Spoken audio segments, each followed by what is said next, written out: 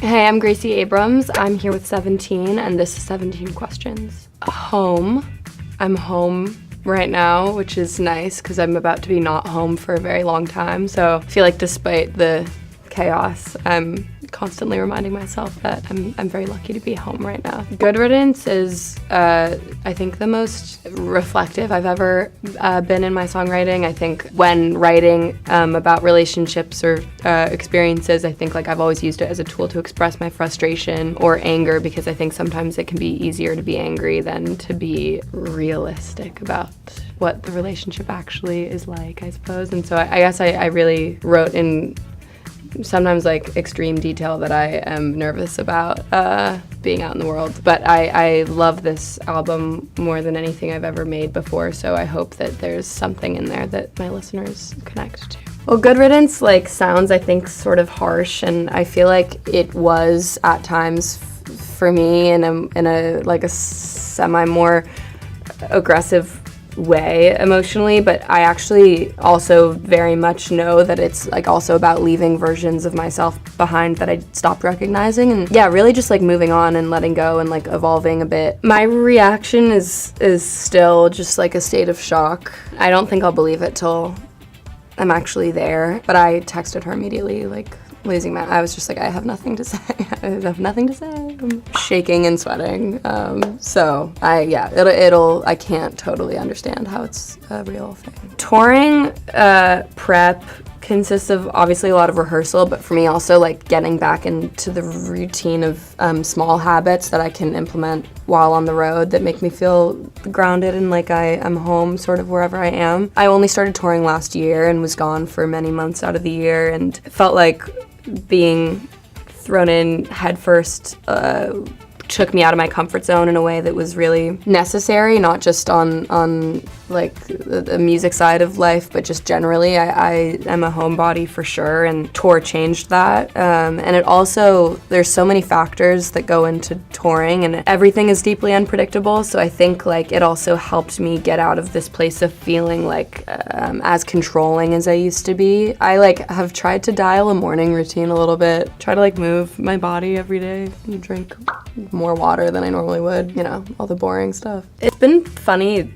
with the shows just because there's little moments in different songs that I feel like as a crowd we've all picked up on, like almost inside jokes. Rockland and 21 are two of my favorites to play as a result of those kind of like interactive elements. I played soccer for a very long time, broke both of my wrists doing that, and that was sort of when I started songwriting more because I had more time. I was on the field less, and so I was like at home, like wrist broken, like typing on my computer through the cast. There's one here that I love, that it's my grandmother's handwriting and my mom's first initial. Everyone was like, what is that? Because her handwriting is so kind of like dramatic and beautiful, and it kind of looks like a fish hook, but it's a K. The first time I got a tattoo, it was this A right here for my little brother Augie. I think it was like the week after my birthday or something, like almost as soon as I was legally allowed to do it, and I started crying when I told them that I got it, like because I was so stressed, and they were like, we literally could not care less about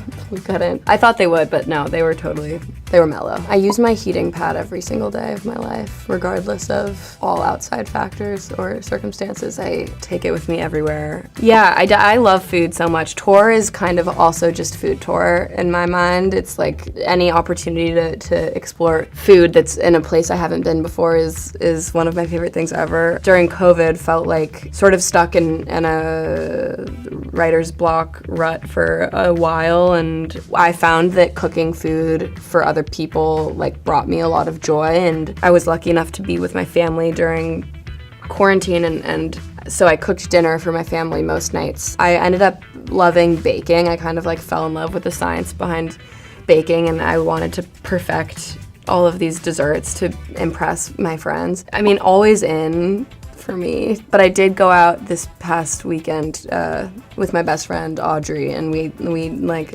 truly have the best time wherever we are. We went to this party that felt kind of like people were standing around like this, and we were like, well, let's dance. We danced. Maps by the IAS, it's the line, they don't love you like I love you, and melodically, and the repetition of that song is like one that I've listened to a lot recently, and a lot while making Good Riddance, and I love that line so much. My love for Love Island is like, it's definitely like a love-hate, and I also lose interest in the last week. Like, once I know that no new people are coming into the villa, I like can't care anymore for some reason. But I did just watch season 4 Love Island Australia and felt like really into it. I was sitting watching an episode and my dad was like, what is this horrible noise coming from your room? And I got him to sit and watch an episode with me, and I think that was kind of proof to me that there's like some strange, like, enchanting quality to the show that is undeniable. Being asked to go out on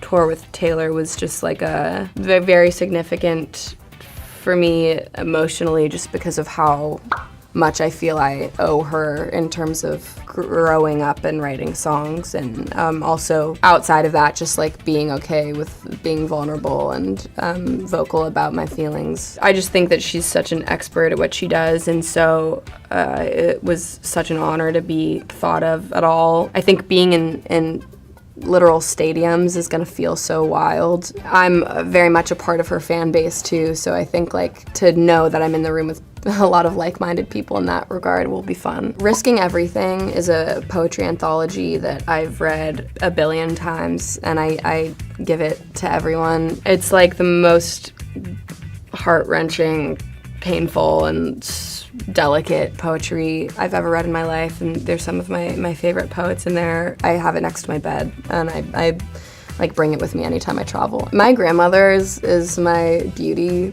icon because she's so stunning and never has anything on her face ever. Watching her age has been like a really beautiful thing, and it has been inspiring just as like a young person. Like, I want to be like her when I grow up. Take space for yourself to protect your own energy instead of giving it all away to other people, and it's definitely something that I'm working on. I don't think that I have been great at that historically, because I like the idea of like trying to make somebody feel better, and so I think in the past I've maybe gone to extreme measures to do that and have left kind of feeling emptier myself or drained, and I think that that's deeply unnecessary and probably just like not having great boundaries all the time. So I'm trying to work on my boundaries.